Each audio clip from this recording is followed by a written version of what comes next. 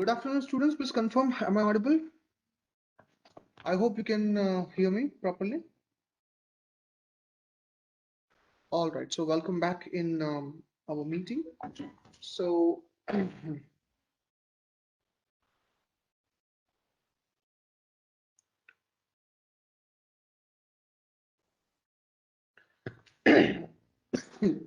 hope everyone can see what did we do in the last session. In the last session, we tried to learn about how to issue the dividend out of the accumulated profits, that sometimes if you don't have the profit in your hand, and how to solve this kind of sums. Before I just proceed to the next question, my question is, are you people comfortable with this sum, the sum what I just explained here? Huh? Again, just you look at all the four conditions. That maximum rate would be the average of last 3 years, then the maximum withdrawal shall not be 1/10 of the paid up share capital plus free reserves. And first, this money will be utilized to deduct the losses. After then, you have to ensure that after the withdrawal, your money should not be left below 15% of the paid up share capital. So if all these four conditions are satisfied, then and only then you are allowed to pay the dividend out of the accumulated profits. Otherwise, you are not allowed. I hope it is clear to all of you. Very good. Now,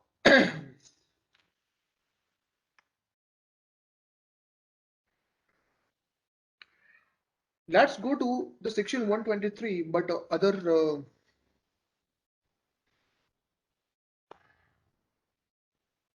subsections. As I told you that section 123, it is not a one particular section. In this one section, there are a lot of many subsections. There are many subsections. All right. So let's go to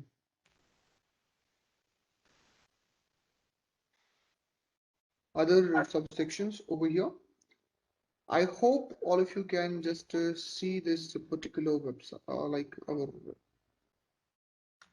Act forum. Click on the Act. Click on the Companies Act 2013. Then go to here.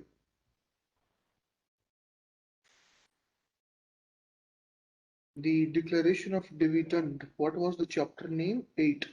Yes. So we are here in 123, right? 123. So we have done this B part and all the related rules regarding this. Okay. Now it is said that during the inadequacy of the absence, look, you people have not noticed, but many students are asking this question, and that is, look at the rules, all the rules. This rule, what is this paragraph is trying to say? Look, we have learned all the fourth paragraph. 3 years average, 1/10 of the paid up share capital plus free reserves. First, it will be utilized to set off the current year's losses, and balance should not fall below 15% of the paid up share capital. But here, what is this paragraph? What is this paragraph? It is written that provided that this sub rule shall not apply to a company which has not declared any dividend in each of the 3 preceding financial years. All right, are you able to see this particular paragraph over here? Come on. Just tell me about, are you able to see this particular thing? Provided that this sub rule shall not apply to a company which has not declared any dividend.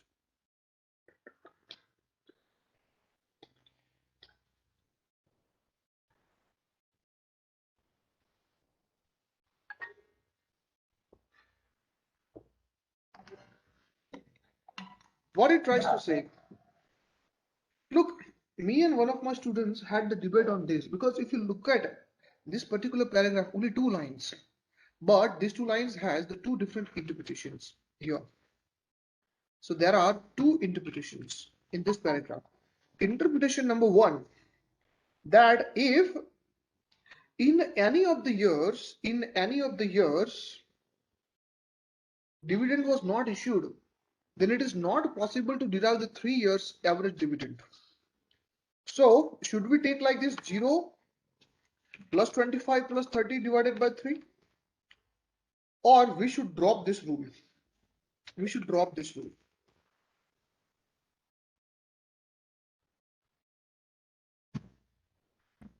What does it mean here? Now you understand this paragraph is saying that since last 3 years, if company has not issued any dividend, is it possible to derive the average? Answer the question. Look, what is written over here? In each of the 3 preceding financial year, if the company has not declared any dividend, then is it possible to get the average? If you go with the average, it will come to 0. It will come to 0. Now look at the dilemma over here. Okay, let me just frame the question like this so that you can understand. Suppose same question is here, the yesterday's question only, but in the last day I gave you 20, 30, and 25. Now what you need to do is the new rate is 0, 0, and 0. And now try to solve the question. 0, 0, and 0. Now tell me what will be the maximum dividend. So according to the formula, if you go, the maximum rate of dividend would be 0 only. So it is not possible to go for. It is not possible to go for dividend. Okay, till this everyone is clear? Hello? If it since last 3 years, if it is 0, 0, and 0, and this question is there in your exam, then how to solve this question? If this question is there at your exam, then how to solve it? Since last 3 years, back to back, company went for 0, 0, and 0. So many students may write like this, or if it is 0, then in this year, it is not possible to issue the dividend. But look at the irony. The other part over here is already the company has a lot of free reserves, lot of accumulated profit, lot of free reserves, lot of accumulated profit. So at the one hand, I have the profit. Due to certain reasons, I did not issue the dividend in last 3 years, but in this year I want to issue. And in order to protect such companies who, due to certain reasons, did not issue the dividend since last 3 years, but now they have surplus and now they want to go for that. For that, they have inserted this particular paragraph. So ultimately, what is the interpretation of this particular thing? Interpretation of this paragraph is that in case since last 3 years, if the company has not issued the dividend, since last 3 years, company has not declared the dividend, then you have to drop this rule. It is written that this sub rule doesn't apply. That means ignore this rule number 1 and just focus on the last 3 rules. Are you able to get me what I'm trying to say? Hello? It is trying to say ignore the last 3, just to focus on the, sorry, ignore the first one and just focus on the last 3. So write down guys the note number 1 over here for your exam. Write in the note for your exam.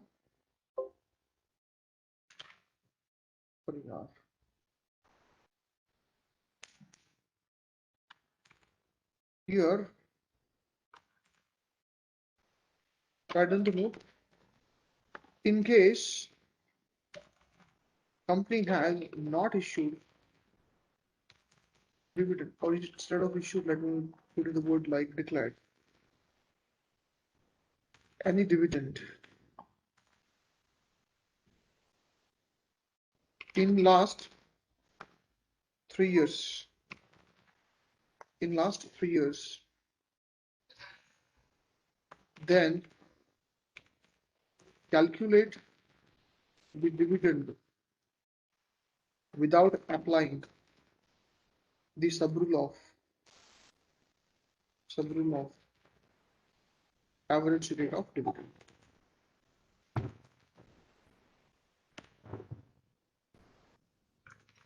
All right, copy this, and type the word done, guys. This note is very important because if any question is there out of this, guys, it would be one of the toughest questions from the dividend chapter. Will be toughest question from the dividend chapter. Okay, copy this and type the word done.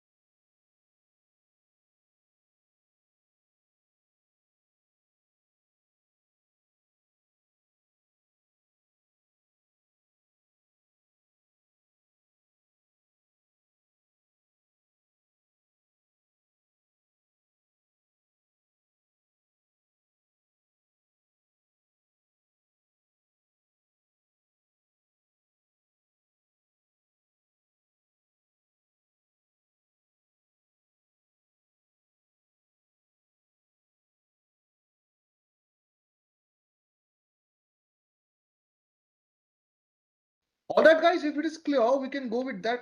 Students, have you uh, take the snapshot of all these rules and everything? Are you people taking the snapshots of all this, right? If I'm not wrong, I think.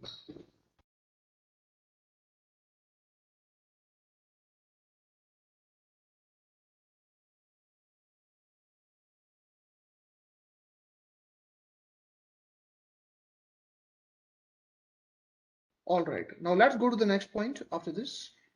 Okay, so in section 123, I hope clause A and clause B both are clear to all of you. Now, I want to draw your attention towards the subsection number 2. But subsection number 2, it simply says that whatever profit you're deriving from that depreciation shall be provided in accordance with the Schedule 2. Schedule 2 provides the rate of depreciation. I think all of you know about that, right? So subsection 2, there is nothing much in this particular exam. This is very important. Subsection 3 and subsection 3, if you look at, it is about the interim dividend. It is about the interim dividend. So guys, the next question here I want to put, it is the interim dividend, subsection 3. So now we are going for the section 123 or subsection 3, which talks about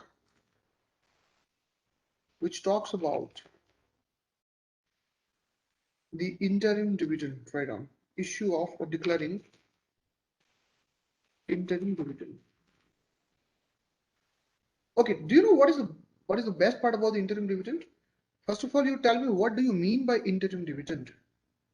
Can I say it is the dividend what is issued basically in other than annual general meeting, which is basically issued at other than annual general meeting, right? So you see, in interim dividend, there is a prediction. What is the prediction? Basically, if you look at in any company, in any company, dividend is issued at the end after deriving the results of the company. Results of the company. That means whether we have the sufficient profit or not. If we have lost, generally the companies don't dare to go for dividend. If they want to go for accumulated profits, we have to follow the process what I told you in last session. But oh, excuse me, students. Jerlin's call is there. Can I take you 2 minutes? Just to hold on, students. Okay, just hello.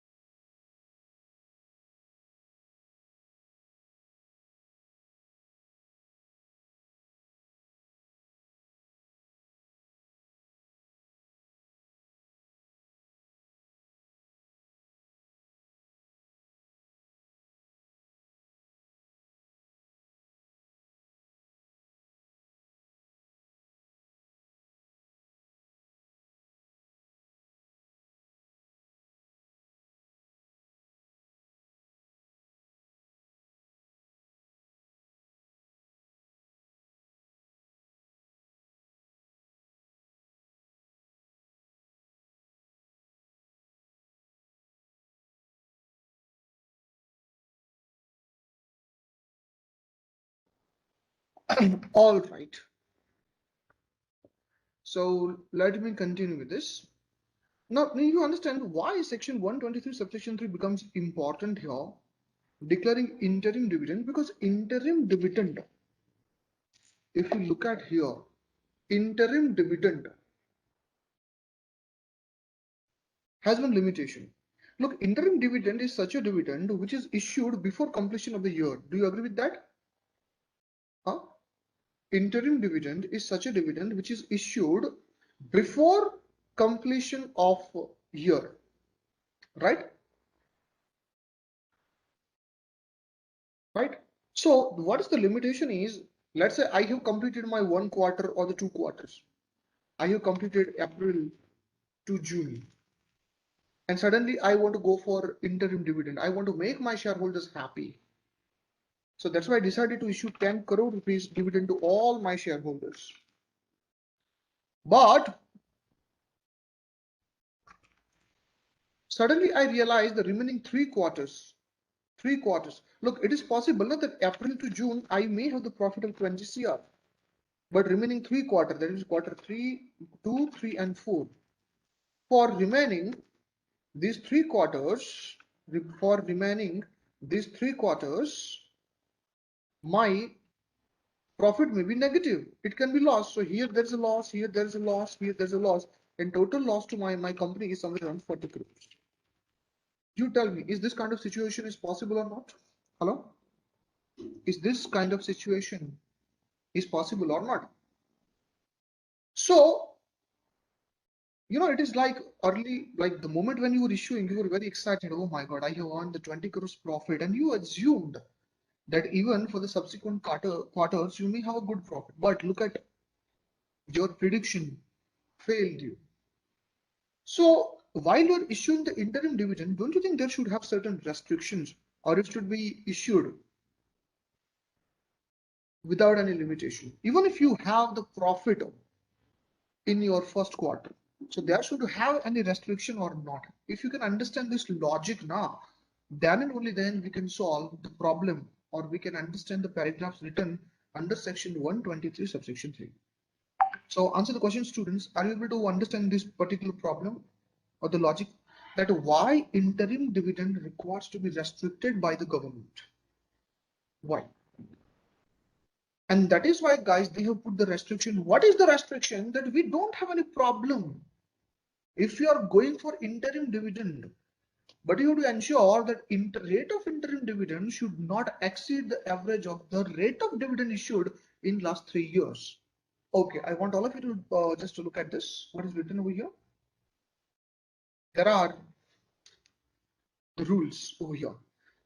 What is written? The board of directors of a company may declare interim dividend during any financial year or at any time during the period from closure of financial year till holding the annual general meeting out of the surplus in the profit and loss account, or out of the profits of the financial year for which such interim dividend is sought to be declared, or out of profits generated in the financial year till the quarter preceding the date of declaration of interim dividend. So whatever profit you have earned till the previous quarter, from that you can definitely go for interim dividend. So this is just the provision which allows the board of directors to go for interim dividend. Nothing much in that. Come to the second paragraph. Second paragraph.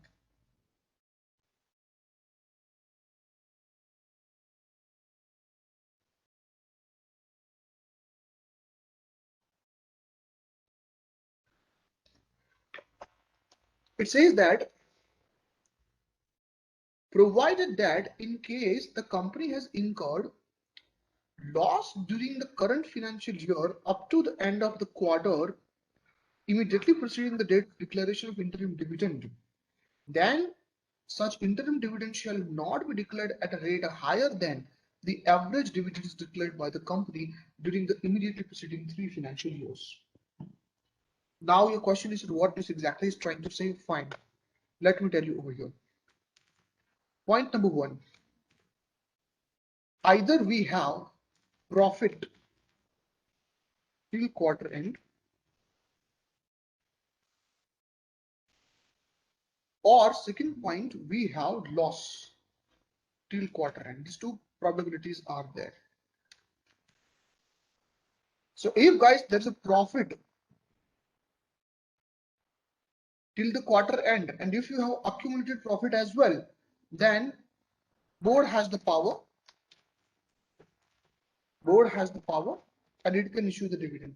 But in case there is a loss or inadequate profit, then the maximum rate of interim dividend, right? Maximum rate of interim dividend shall not exceed average of rate of dividend of last 3 years. Rate of dividend of last 3 years. Of last 3 years. All right. So if there is a profit, then no problem. But in case you incur the loss, the maximum you are allowed to go with it is only average.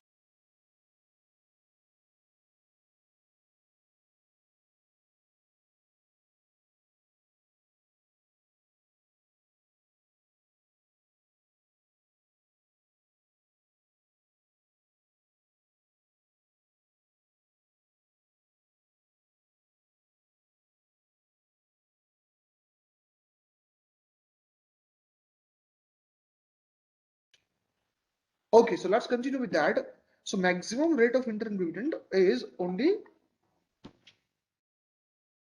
average of the last 3 years. Okay, now let's solve certain questions on the basis of that. What kind of questions we may face on this basis? All right. So let me have the word file here and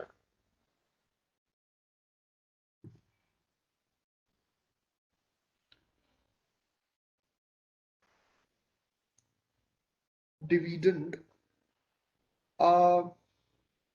Look at all these questions we have already solved, right? About transferring reserve out of the profit, and I think that point already you learned that now it is not compulsory for the company to go for the certain percentages.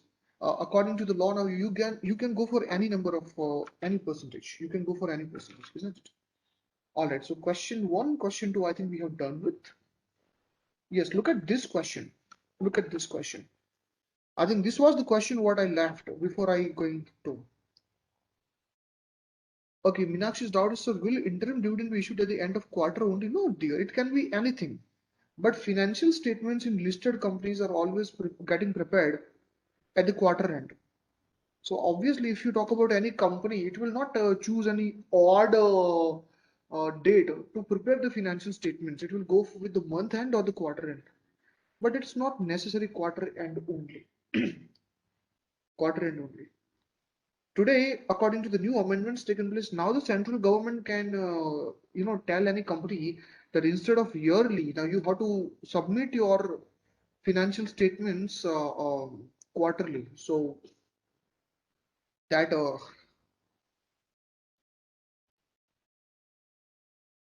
provision is also there. That's what they have taken the reference of quarter. Otherwise, it's not compulsory. So look at this particular question. A public company has been declaring dividend at the rate of 20% on equity shares during last 3 years. The company has not made adequate profits during the year ended 31st March 2017, but it has got adequate reserves which can be utilized for maintaining the rate of dividend at the rate of 20%. So advise the company as to how it should go about if it wants to declare the dividend at the rate of 20% for the year 16-17 as per the provisions of the Companies Act. So look at, my dear friends, they have specified all the conditions. If all those conditions are satisfying over here, there is nothing wrong to go for 20%. That maximum withdrawal should be 1/10 of paid up share capital plus free reserves, and it should not fall below 15% of the paid up capital. Then you can go with that. After the interim dividend, that talks in the section 123 subsection 3, which clearly says that if you have losses and if you want to issue, then it should be maximum, it should be average of last 3 years. So look at this question and tell me what will be the answer to this question. So Wilson Limited is facing the loss in the business during the current financial year 16-17. In the immediate preceding 3 financial years, the company had declared dividend at the rate of 8%, 10%, and the 12% respectively. To maintain the goodwill of the company, the board of directors has decided to declare 12% interim dividend for the current financial year. Is the act of board of directors valid or not? So you tell me guys, current year itself is going for the losses. So obviously the previous quarter automatically becomes the lossful. So student, what is the maximum rate of dividend you can go for interim dividend? And this question, what are you presented? It is the CF final question. All right. This is CF final question. This is not my question. It is CF final question. So average of 3. So it would come to how much? It would come to how much? It will come to only 10%. But the company wants to go for 12%, which is not allowed. Which is not allowed. So this Wilson Limited wala question, I hope it is clear to all of you, right? After then,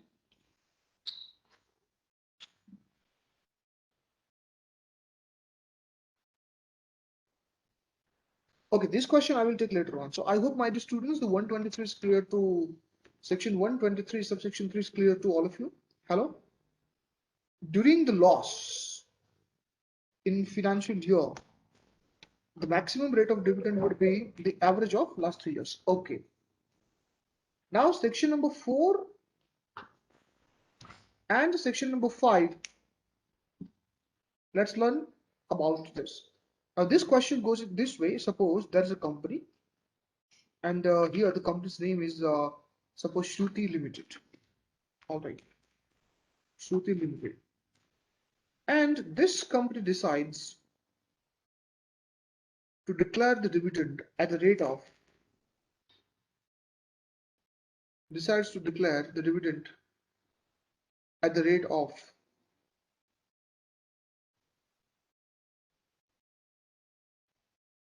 12% to all the shareholders. So what is the rate of dividend over here? 12%. Got it? Rate of dividend over here is 12%. 12%. Now total rate of capital is the 100 crores. So what will be the amount of dividend? Answer the question. What will be the amount of dividend? So amount of dividend will be how much? Come on. It will be 12 crores. So here the 12 crores will be amount of dividend. Now what is the question? Question for this says that this amount has been deposited in Bangalore Cooperative Society, which is not scheduled well, which is not a scheduled well, not a scheduled well.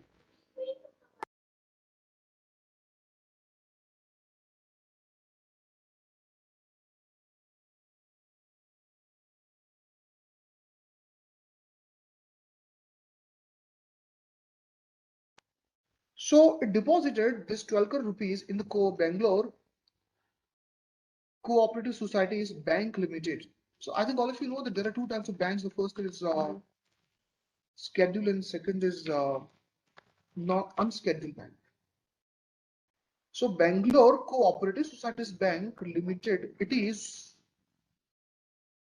not, it is not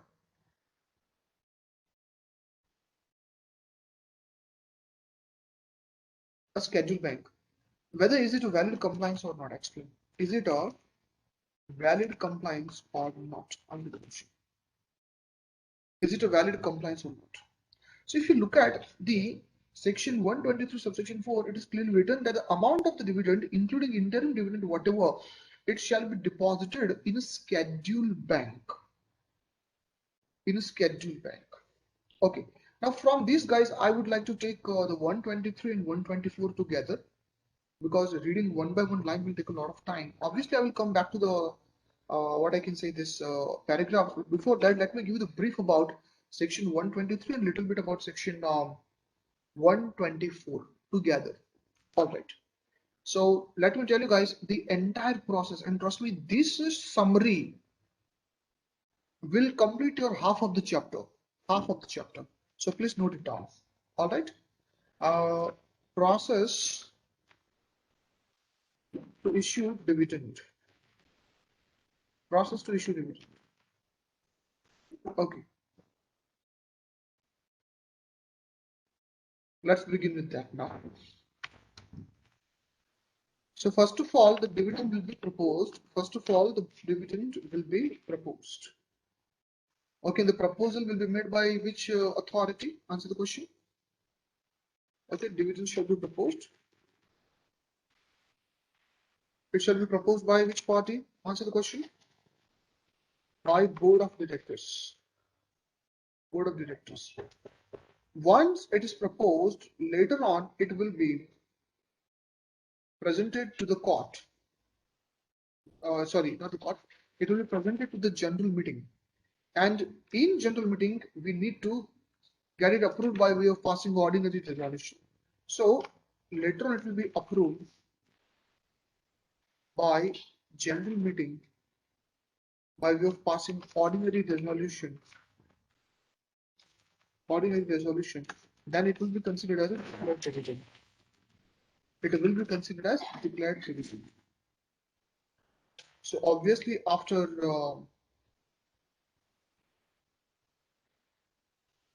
proposal, it is declared dividend. Now this is very important. From the date of declaration,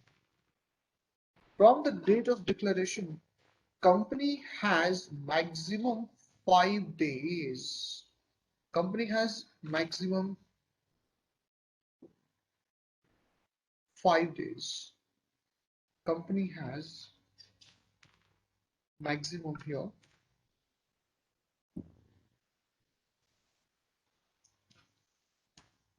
5 days to deposit it. So within 5 days, within 5 days,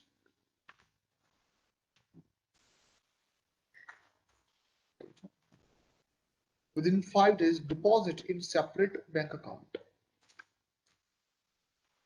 Time limit is very important. Deposit in separate bank account. Separate bank account.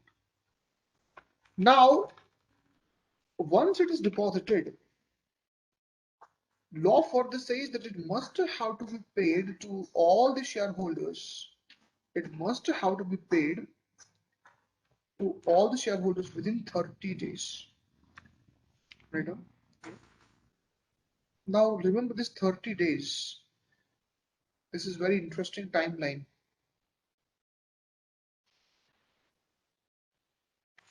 30 days I want to put here. Why? Within 30 days, but from the date of declaration, it must have to be paid to all the shareholders. Right now. It must have to be paid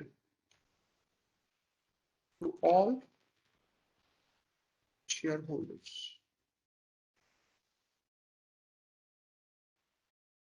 And let me complete this diagram.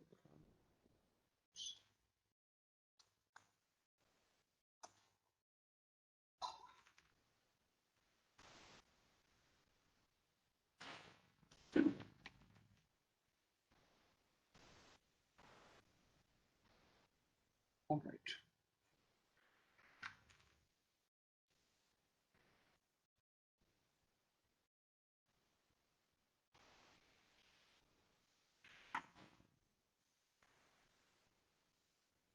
Okay, I hope this flowchart is clear to all of you. Why are you drawn like this? Because understand, many students are, that's what Shamika, many students are understanding that this 30 days will begin after expiry of this 5 days. So remember guys, here the note, 30 days, not from the expiry of 5 days, but from the date of declaration. So technically speaking, students, after the expiry of 5 days, how many days you have in your hand? How many days you have? It is only 25.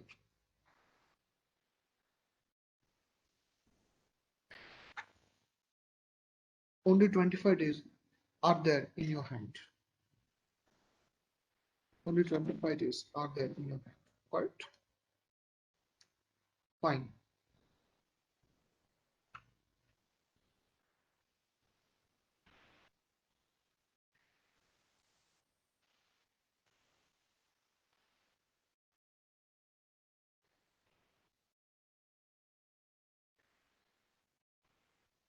Now there are two possibilities, guys. Okay, is it possible that out of all these people, let's say I have issued somewhere around 30 to 40 crore rupees as a dividend, but there may be the possibility where certain people may not claim this. Is it possible or not? Hello? Is it possible or not that certain people may not claim this? Obviously, it is possible. I want to pay, but certain people don't claim it due to any reason. I don't know what. कुछ लोग उसको claim ना करें. It is possible. So during the situation, right on the next point here, next point,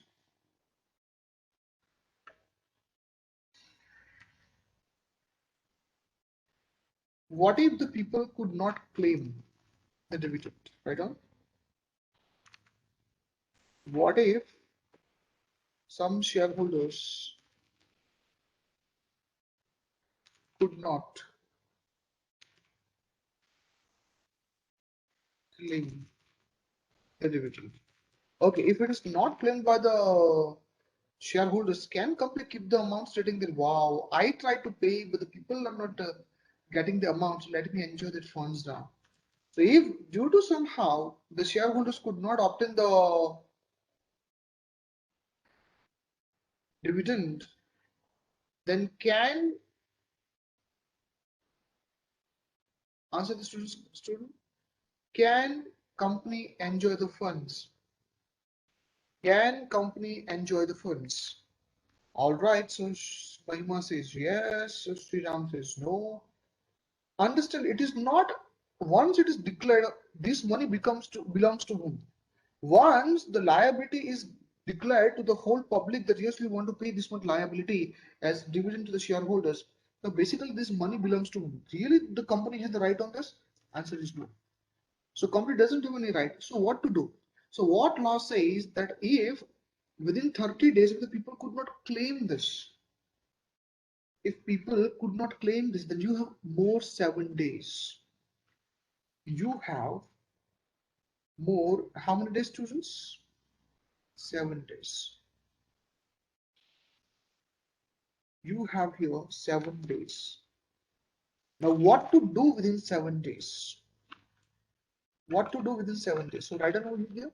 Within 7 days, transfer the amount to a separate bank account. Transfer the amount to separate bank account.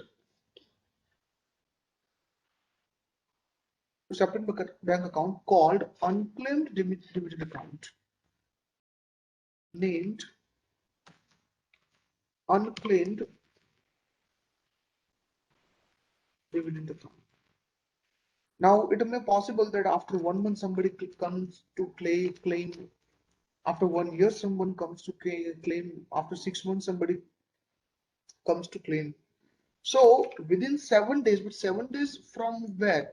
So write down 7 days from expiry of 30 days. 7 days from the expiry of 30 days. 7 days from the expiry of 30 days. It will be transferred to the separate bank account called unclaimed dividend account.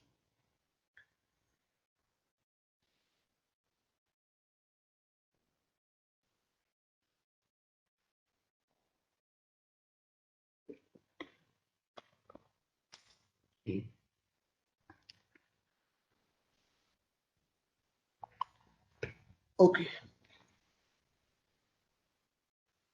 Now there is another question. This money will lie in this unclaimed dividend account for how much time?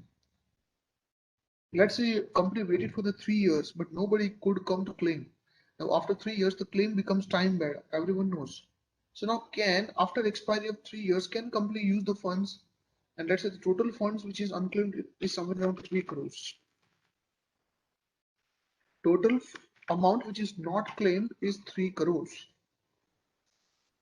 Can company enjoy the funds now? Suppose. Can company enjoy the funds now?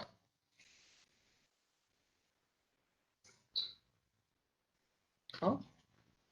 Can company enjoy the funds now? Yes. Maybe you're thinking अब तो कोई नहीं आने वाला लेने के लिए. Let's use this. Let's use this, but sorry. Again, answer would be no. Look, something what is not earned by the company, how can company enjoy this? If company wants to enjoy anything, it should be earned by the company. Something what is not deserved by the company, how can company enjoy this? How can company enjoy this? Got it? So,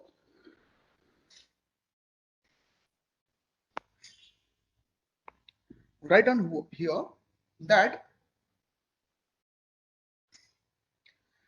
this amount, because sometimes there's a question that write down the short note about unclaimed dividend account. So what to write in that? Write down. Till what time the amount will lie in that account? So amount will lie in that account for how much day? How much time? Okay, any one. Give back to other shareholders. Okay, give back to other shareholders. Wow. Again, this money doesn't belong to those shareholders. It belongs to only and only the deserving shareholders. But even after the lot of try, they are not coming to claim it. So write down over here. Money shall be kept in unclaimed dividend account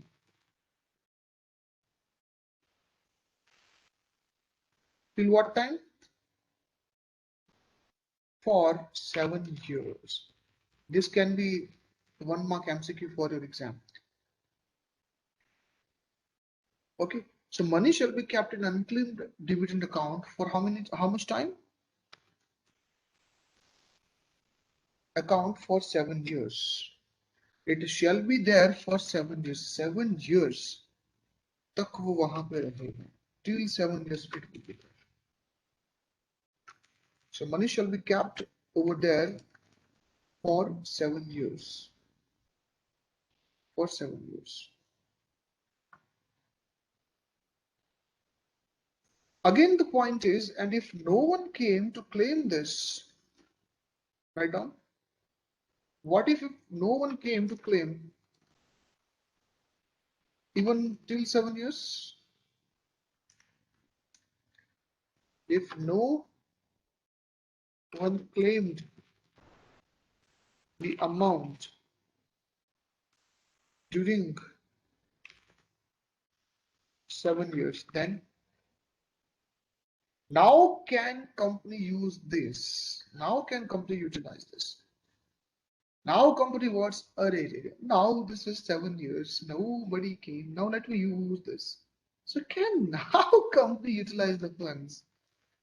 7 years is actually a lot of time, isn't it? बहुत ज्यादा timing होता है. 7 साल कोई छोटा बड़ा चीज नहीं है. बहुत ही ज्यादा टाइमिंग होती है. All right, 7 years. Till 7 years they have waited. All right. Till 7 years they have waited.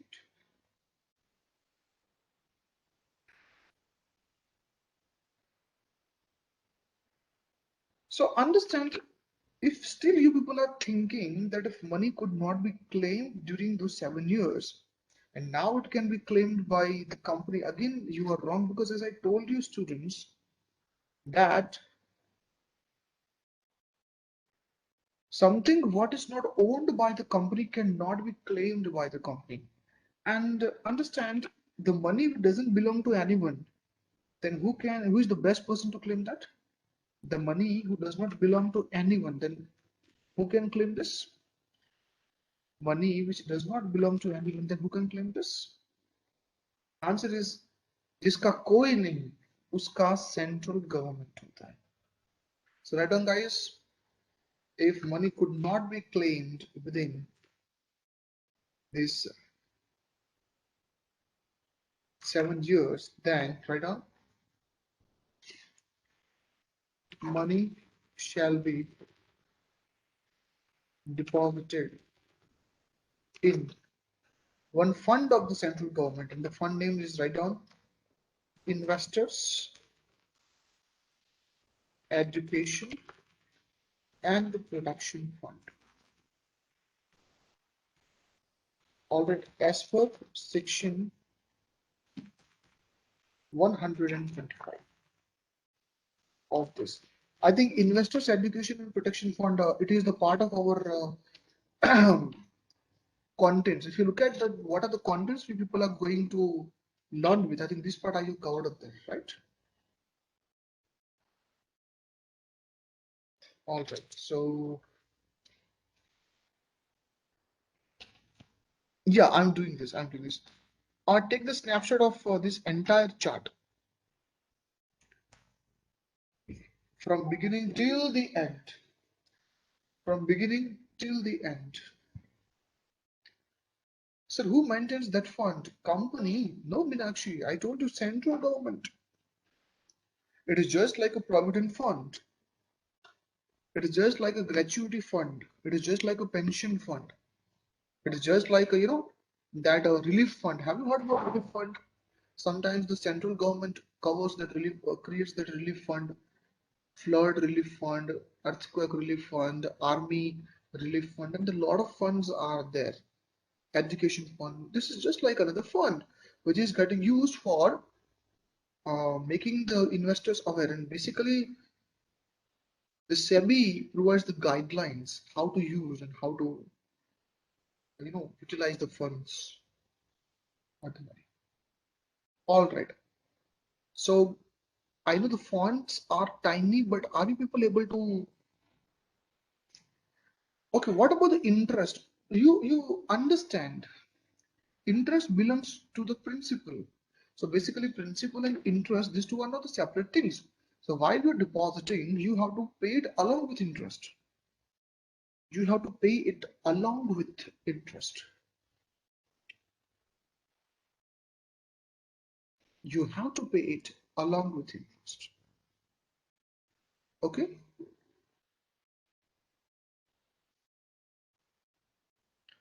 Guys, once the entire diagram is copied, please type the word done, because we have covered up the two sections simultaneously, section 123 as well as section 124. And when this part is getting done, like if it is completed, I would like to go to 125. But before that, let's read that what are the contents in the provision. Take a provision को भी एक बार read कर लेंगे. So let's connect what is written in the law and what we have done in the classroom. Just a second.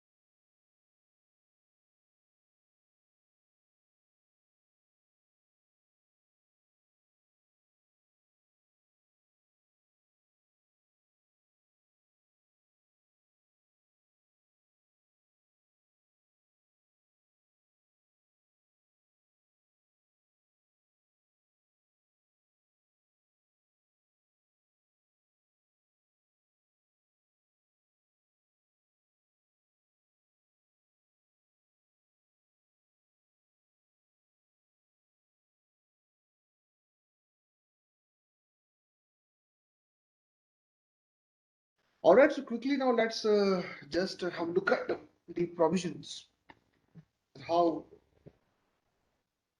the things are going on. So I think we have completed till subsection 123, subsection 3. What fourth is trying to say, the amount of the dividend, including the interim dividend, shall be deposited in a scheduled bank in a separate bank account within a 5 days, within a period of 5 days from the date of declaration of such dividend. So 2 points are important: schedule bank, and the second is within 5 days. So these two can be the part of your MCQs. Fifth, it is trying to say that no dividend shall be paid by the company in respect of any share therein except to the registered shareholder of such a share, or to his order, or to his banker, and shall not be payable except in cash. So here understand the term cash means bank or check as well. So from subsection 5 in exam there was a question. What was the question? Let's learn about it. Okay, so what are the points they are trying to say? The first one, who can claim the dividend? Who can claim the dividend, and what are the modes of dividend? So who can claim the dividend? Okay, let me put it this way. Dividend shall be paid only in this way to the registered shareholders. Registered shareholder. Registered shareholder, and only in cash. But cash is equal to what? So cash means right now it can be check, it can be online transfer. That's called the NEFT RTGS, online transfer, or it can be by way of dividend warrant or dividend coupon. Okay, dividend coupon. So it can be paid in this way: cash, check, or online transfer, or it can be dividend warrant as well. Dividend warrant. Now, what was the question in exam? Suppose today there are two parties. The first one is Miss Neha,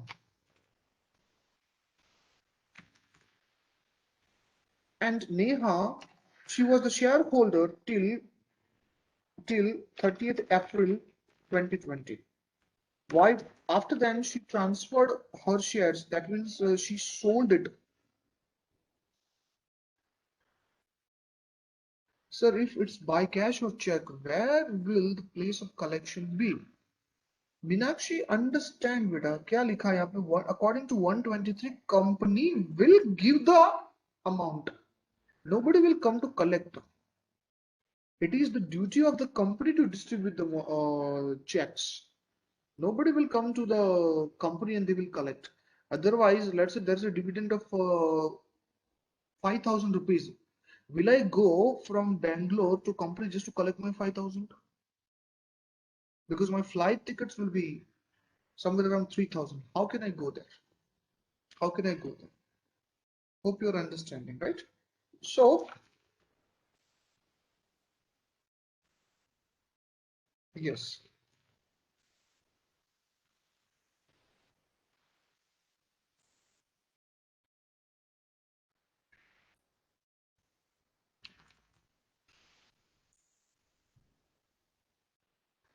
As on 30th April 2020, Neha transfers this to, let's say, Meenakshi. Meenakshi. Look, this question is the CA intermediate question. Can you believe? Can you believe? And the dividend is declared as on 31st July 2020.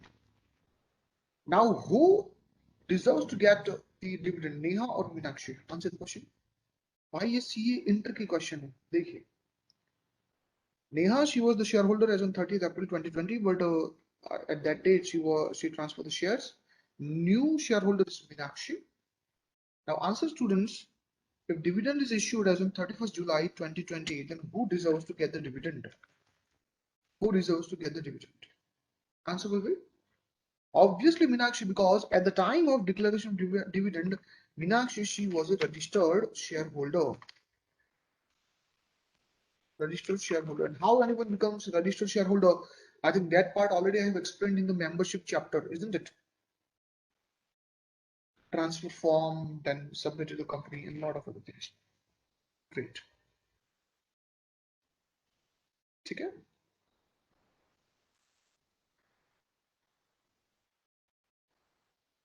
Okay. After then, okay. Read this question so that question कहाँ गया कहाँ गया.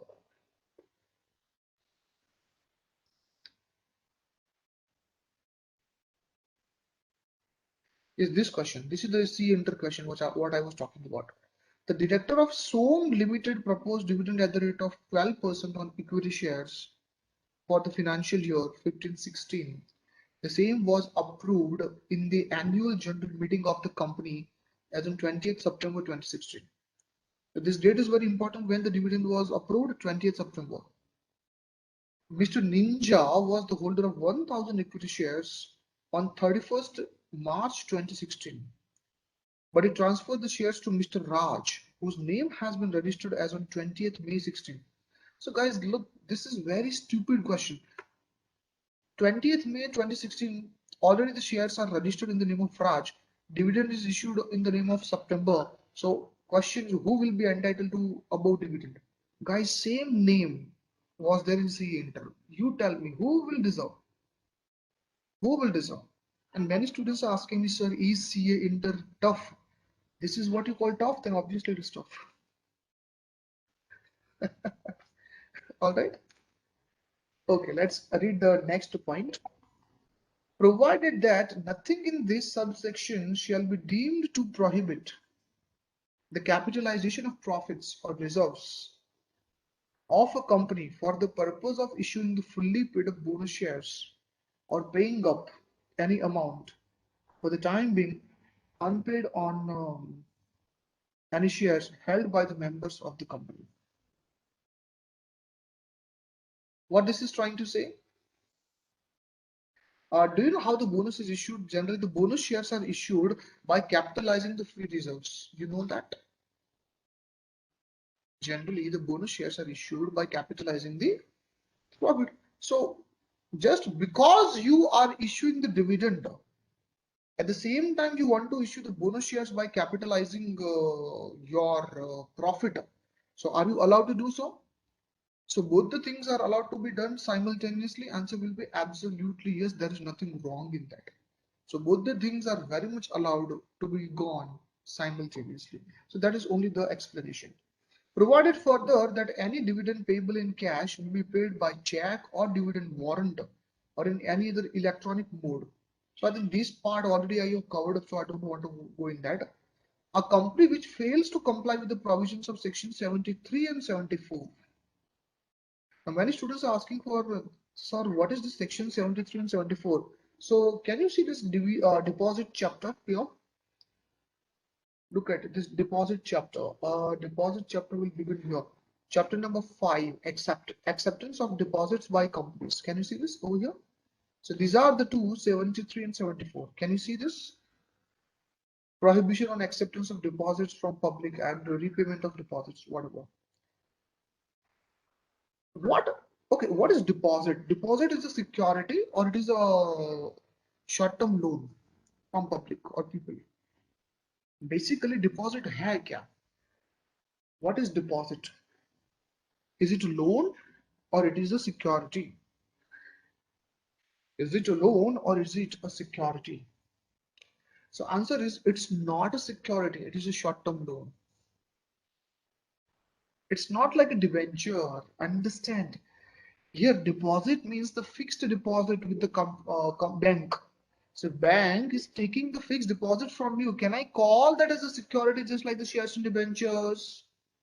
If you are buying fixed deposit from the bank, so in the balance sheet of the bank, this fixed deposit will be considered as a short-term loan from the people, from the customers. It will not be considered as. I hope you are understanding. Fine. All right.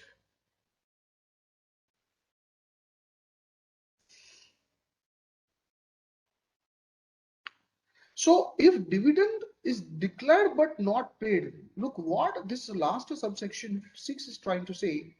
If a company which fails to comply with the provisions of 73 and 74 shall not, so long as failure continues, declare any dividend for its securities. Now if you look at here the 73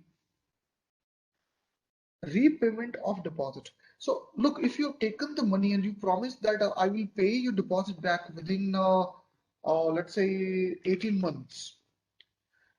What if you could not repay that deposit back to the people and you're declaring dividend. Is it matching? Why you are not repaying the deposit? You are not paying the deposit. You are not paying deposit because you don't have money. You are not paying deposit means what? You are not paying money. But if you don't have money, then how can you pay dividend?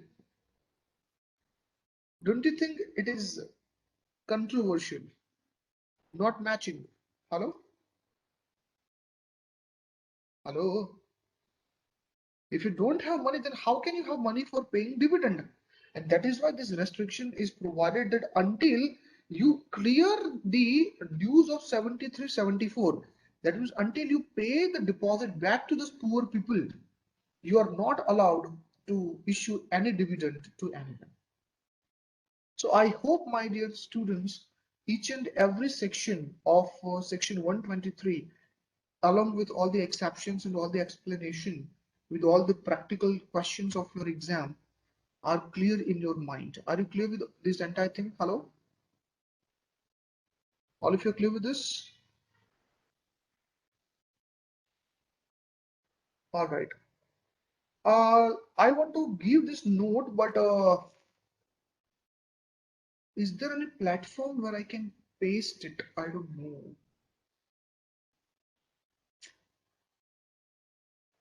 Do you have any idea how can I share it to you? Google Classroom will be fine, I guess, if I want to copy. Otherwise, by the way, I can share this link. Now you have all this link. Now you can copy that from there. Yeah, link तो है यार. Maybe क्या करो? उधर जाके इसको copy करके एक वर्ड फाइल में डाल के डिजाइन करके you can read it. You can read it very well.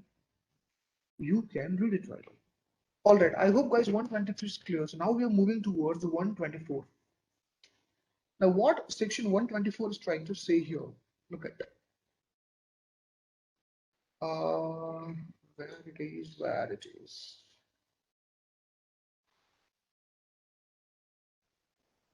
124. Now look, 124 even, oh my god, look at the subsection 1, subsection 2, subsection 3, subsection 4, subsection 5, and at the end, subsection 6.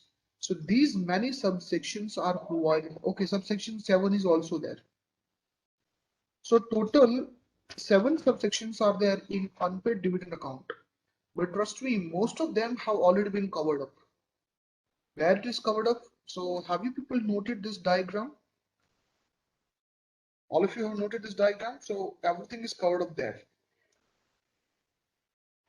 Okay, let me just prove here. Look at what is written. Where a dividend has been declared by any company but has not been paid or claimed within 30 days from the date of the declaration. So can I say we are talking about this? If shareholders couldn't claim the dividend within 30 days from the date of declaration, okay, then within 7 days, this is very interesting. Look at this. Within 7 days from the date of expiry of the said period of 30 days, transfer the total amount of dividend which remains unpaid or unclaimed to a special account to be opened by the company in the scheduled bank in the name of unpaid dividend account. So guys, I think the subsection 1 already I have covered up in my explanation. So do you need any more explanation in this? Hello? If you look at the subsection 1, already it is covered up in the diagram. So this is the subsection 1, 124 subsection 1. This part is the 124 subsection 1. Already I have covered up. Okay. Subsection 2, read it quickly. The company shall be within a period of 9. Okay, this is about the website. Within a period of 90 days of making any transfer of an amount under subsection 1, unpaid dividend account, prepare a statement containing the names, their last known addresses to be paid, each person and the place. That is all the details of shareholders, and it will be uploaded in the website. Yeah, of course, that part I have not covered up over here. But that's not a process, it is just the operational thing. So if there's a question that within what time the data of all the shareholders along with name, place, membership number will be uploaded to website, so answer will be within what time it will be uploaded to website without within what time it will be uploaded to website within 90 days. So what subsection 2 try to emphasize here? Just because of the provisions of subsection 2, it has increased the business of all those website developers. Because can I say just because of this, it is compulsory for all the companies to have the website?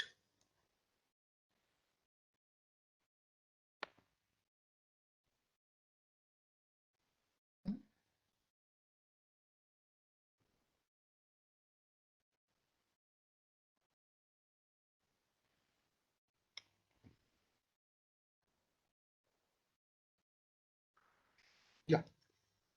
Let's go to third. If any default is made in transferring the total amount of, or any part thereof to unpaid dividend account, yeah, subsection 3 is the penalty section.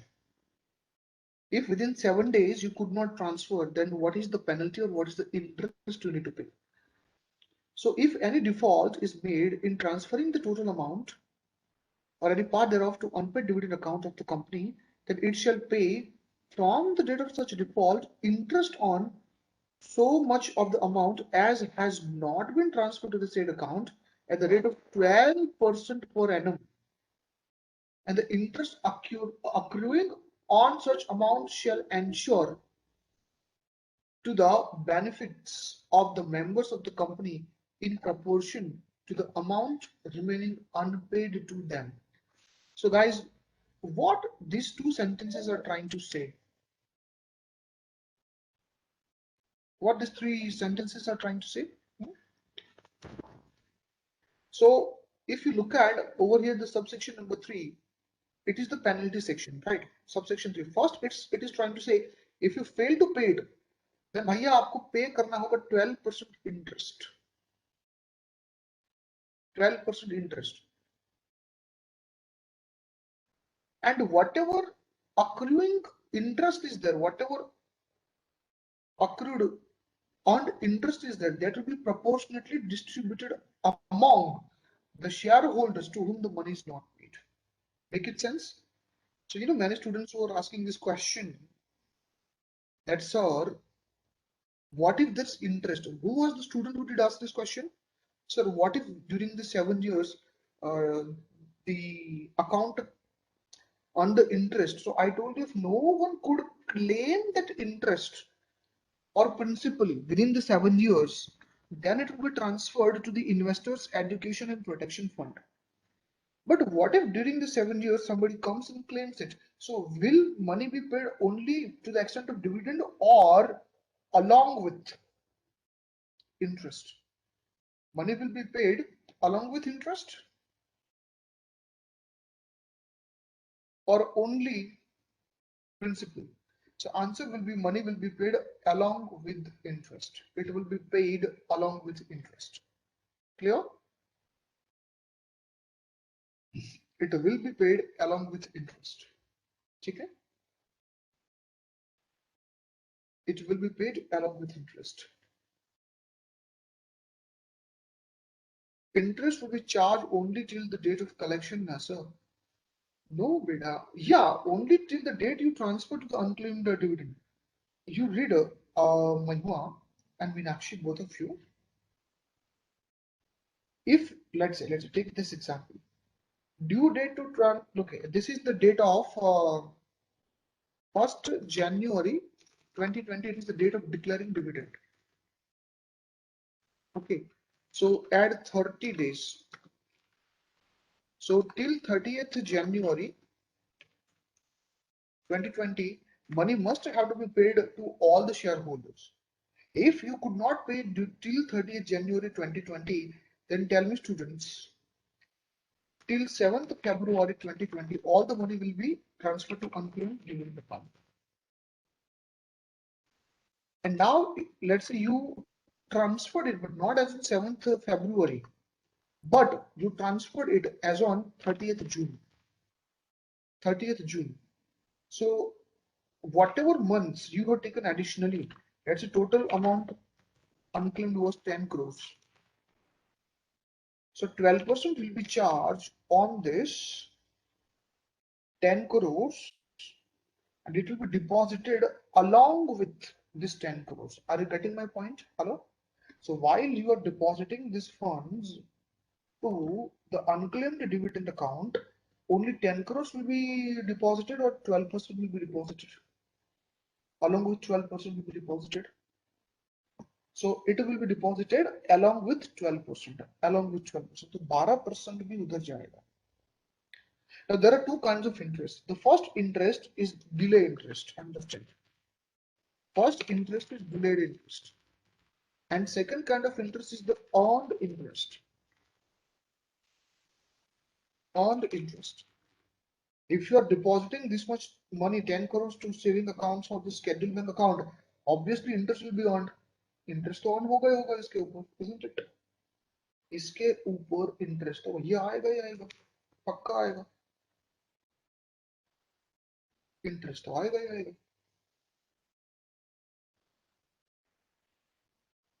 So both the types of interest will be given back to the shareholders proportionately, proportionate to the unclaimed amount.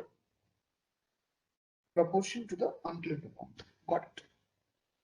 So it is just one kind of punishment for the company. So guys, I hope the subsection 3 is clear to all of you in section 124. Hello? Okay, if you want to get the link for section 124, I want to paste it here. Okay, before I go to subsection 4, my question is this online governmental book, is it really helpful to you while you're doing? Hello?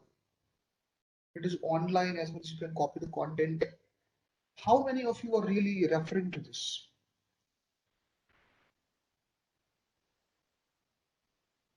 You people are really referring this? No. Mahima is doing, Ishika is doing, Meenakshi is doing all right.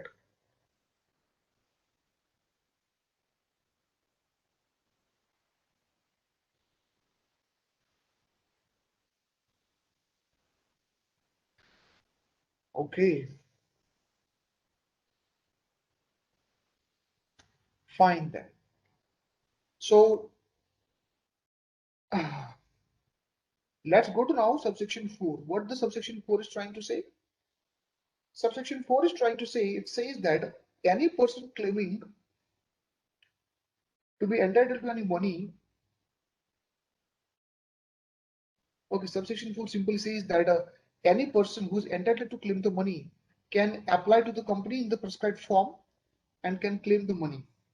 So subsection 4 is just the normal process why your money, if it is not paid by the company, file the form and claim your money. Fifth and sixth, these two are very important. Any money transferred to the unpaid dividend account of a company in pursuance of this section, which remains unpaid or unclaimed for a period of 7 years. Unpaid or unclaimed for a period of 7 years from the date of such transfer shall be transferred by the company along with interest accrued thereon. Okay, you tell me where it will be transferred? To the fund established under section 125. And look at what is the 125? Can you look at the left hand side? 125. 125 talks about investor education and protection fund. Can you see this? It is investor education and protection fund.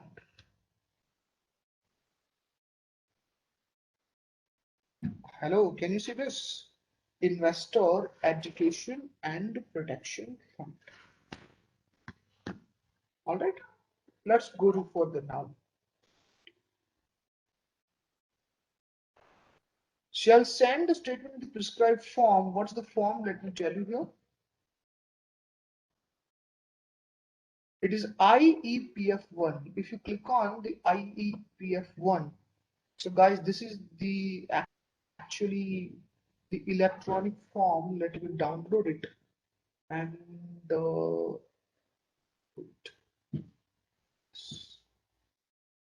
it's here. If you want to see, okay, will you do only one or do you want to see the form how IEPF1 form looks like? Form आप खुद कर लेंगे? Do you want me to open in the classroom? Because form contents are like, it would be just like already the form what we have done. तो कुछ ज्यादा उसमें नहीं होगा. Fine. By the way, if you want to see this, let me show you. Let me show you. Open हो जाओ. Yeah, I hope everyone can see this form now. Okay. Look at this is how it looks like.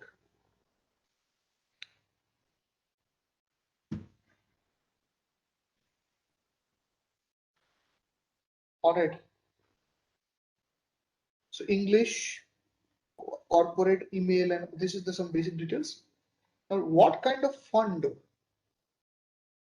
you want to transfer? It is written the date of transfer of the amount to unpaid dividend account of the company. So at what date? At what date you people did transfer this to unpaid dividend account? You have to mention this. And amount in the unpaid dividend account, amount of application or allotment to the security, mature deposit, mature debentures, matured debentures with companies, then application money, then mature deposits, then sale proceeds of the fractional shares, then redemption amount of the preference shares, grants and the donation, anything. Now, many of you are thinking, sir, why this debentures and all that stuff is provided or it is written? So it is not only unclaimed dividend, but any unclaimed amount. You see, if there are debentures, company wants to redeem it. Certain debentures are redeemed, but let's say 10 lakhs rupees, company redeemed but not claimed by. Company redeemed but not claimed by the debenture holders. So the same procedure is there. It will be kept separately for the 7 years, and after 7 years, company cannot utilize this. But this money will be, answer the question, this money will be, hello, this money will be transferred to investors education and protection fund. So any money which is payable to the any person, but it is not claimed, whether it is preference shares, whether it is equity shares, whether it is dividend, whether it is debentures, whether it is deposit, any amount you take, it will be transferred to investors education and protection fund if it could not be claimed within 7 years. If it could not be claimed within 7 years. Hey, Tiger, would clear if you got the form name here. Come on.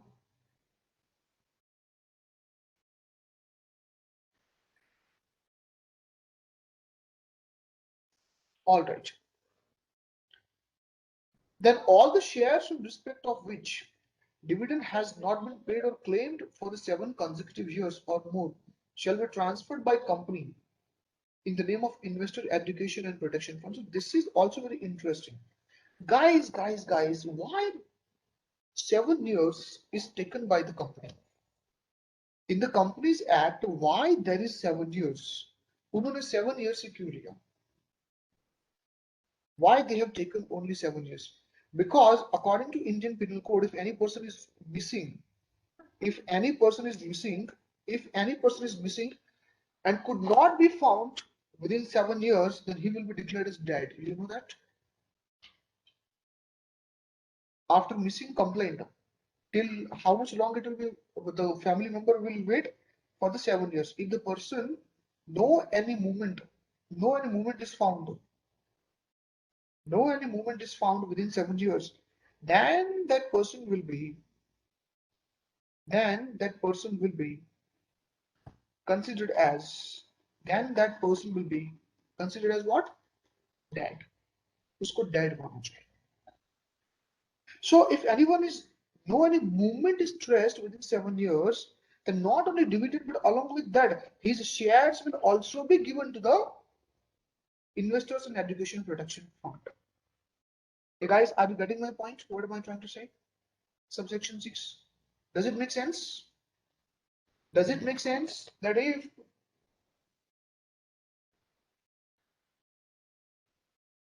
if you could not claim, if there was no movement traced out within Mahima, no one could be found. Understand? Company does not have any clue. Company waited for legal hairs. Company waited for the person himself for the 7 years, but nobody appeared. So now company doesn't require to be investigation officer, and it will go to door to door. Are you legal heir of so and so person? So what the law says that after 7 years, dividend as well as shares both will be transferred to the investor education and protection fund. Now many students have this doubt: what if the person revived after 7 years? There are a lot of incidents where the person suddenly woke up from coma and he realized, oh my God, my money is still with the company. Is it possible that person may claim the money after 7 years? He may wake up after 7 years. Is it possible or not? Hello? Come on. I'm asking to all of you. Is it possible that person may wake up after 7 years? So after 7 years, which is the actual party from whom the money should be claimed? Is it the company or it is the Investors Education and Protection Fund from where the money should be claimed? It is IEPF. Are you getting me? So if anyone who is coming to claim the funds after transferring, then real party is not the company now to be claimed. It is IEPF. All right. What is this exception written? Proviso says that any claimant of shares transferred above shall be entitled to claim the transfer of shares from Investors Education and Protection Fund in accordance with the such procedure and on submission of such documents as may be prescribed. So what this paragraph is trying to say? The same what I have said. After 7 years, if you want to claim it, now it can be claimed from IEPF and not from the company. And what are the documents you need to just provide? It is written that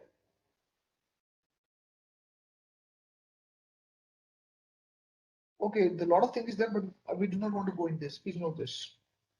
Ignore this. For the removal of doubts, it is hereby clarified that in case of any dividend is paid or claimed for any year during the same period of 7 consecutive years, the shares shall not be transferred to Investors Education and Protection Fund. Now, what this green line is trying to say, explanation. Can anyone try to interpret this? Come on. I'm giving you 2 minutes to understand this. Tell me what this explanation is trying to say here. What is the logic behind this paragraph?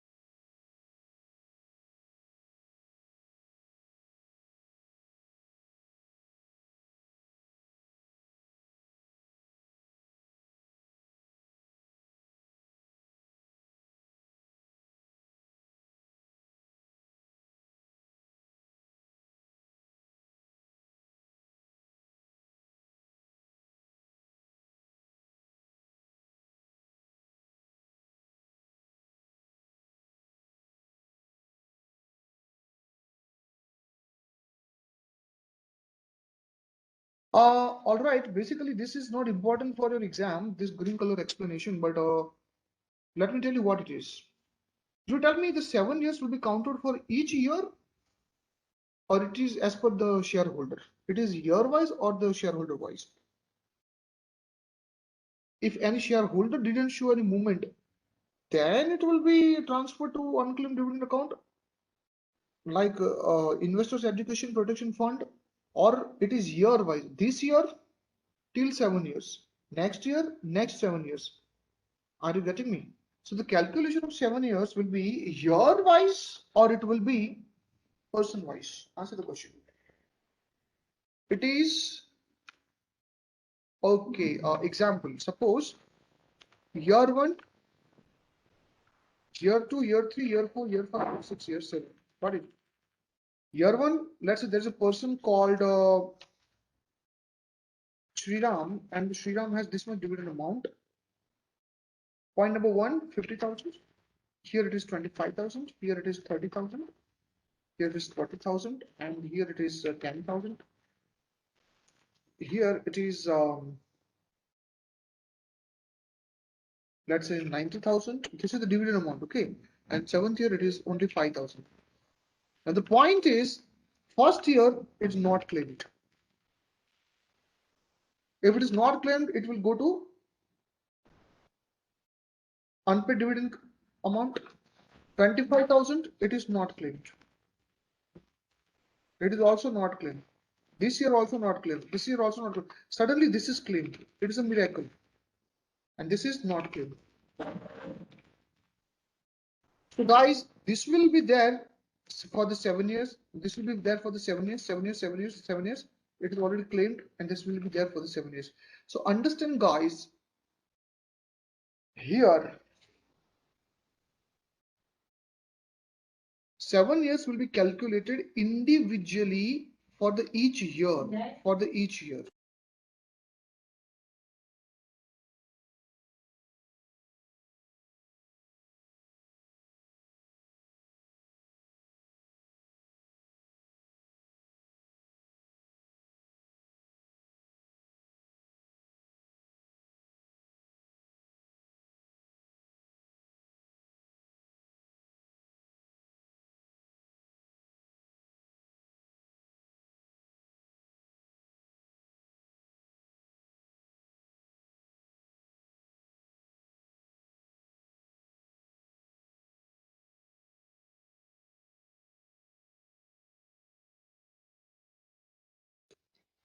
It is not person wise, guys. It is year wise. Is this clear?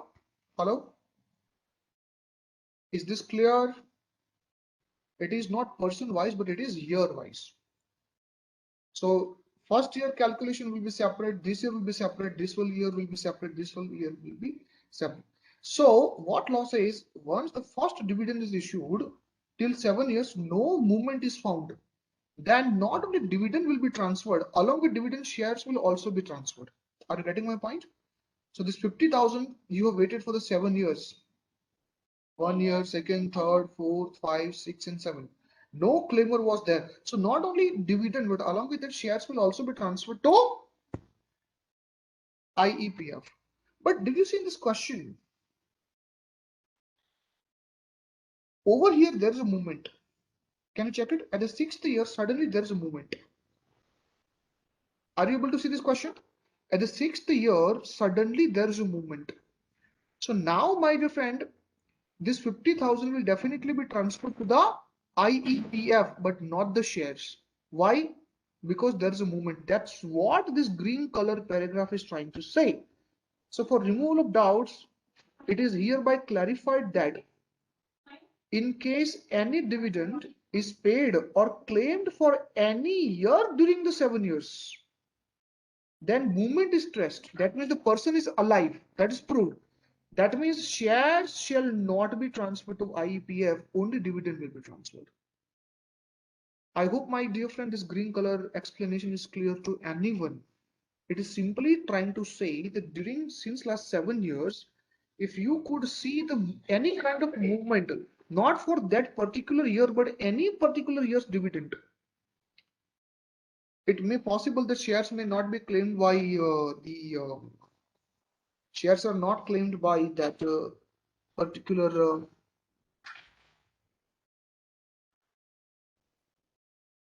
shareholders, but it is claimed by uh, his legal heirs.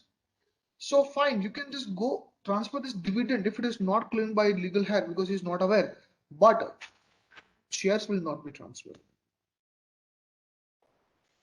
Students, am I clear to all of you here? Hello?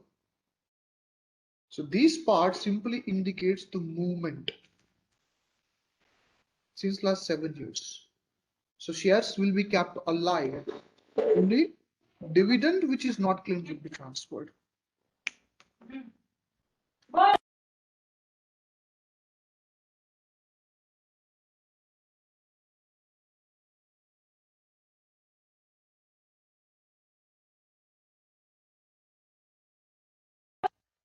Hey guys, type the word clear if you have understood the section explanation to section 124 subsection 6.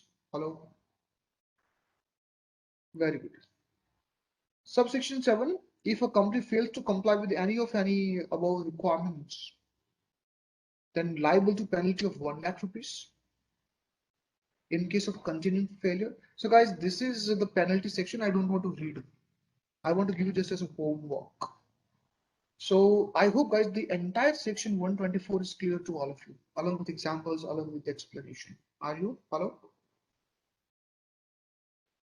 I hope all of you are clear with the section 124. All right, now section 125, it is the separate fund. It is a separate chapter within the chapter. Look at, there are a lot of contents. A lot of contents are there. As you can check it, total 11 subsections are there. But these 11 subsections I want to take in the next session because fresh day, fresh chapter, fresh mind. All right, good luck. So I have not given you any break in the middle, so I'm just closing the session bit early. Is it fine? तो break ले लिया तो थोड़ा जल्दी से लिया, ठीक है? So thank you very much, students. See you in the next class.